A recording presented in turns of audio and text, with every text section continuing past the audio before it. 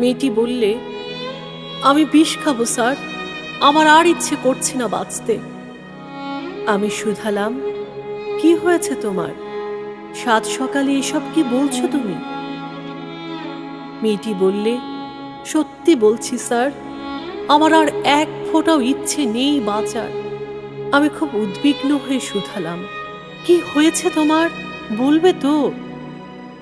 মেয়েটি বললে, মায়ের বয়সী এক মহিলাকে উলঙ্গ করে 4 জন ছেলে মিলে, আর বলতে পারবো না স্যার, আর বলতে পারবো না।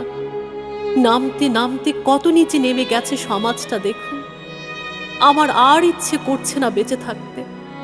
যেখানে মানুষ হয়ে বেঁচে থাকার জায়গা নেই, সেখানে শুধু মেয়ে হয়ে বেঁচে থাকতে আর একটু ইচ্ছে করছে না আমার। আমি বললাম, তুমি পাথর খাদানের মুংলিকে জানো? মুংলির কথা মনে আছে তোমার? মেয়েটি বললে, এখন আর মনে পড়ছে না কিছুই, কারো কথাই মনে পড়ছে না। সব কেমন তালগোল পাকিয়ে যাচ্ছে মাথার মধ্যে। এখন শুধু একটাই রাস্তা খোলা আছে সামনে, প্রতিবাদের শুধু একটাই রাস্তা খোলা আছে আমার। আমি বললাম, শোনো, পাথর খাদানের মুংলিরও মনে হয়েছিল তাই। পাহাড়ি নদীর জলে ডুবে বাজার যত স্বাদ আহ্লাদ সব এক নিমিষে নিঃশেষ করে দিতে চেয়েছিল সে, পারেনি। তাকে থামিয়ে দিয়েছিল নদী।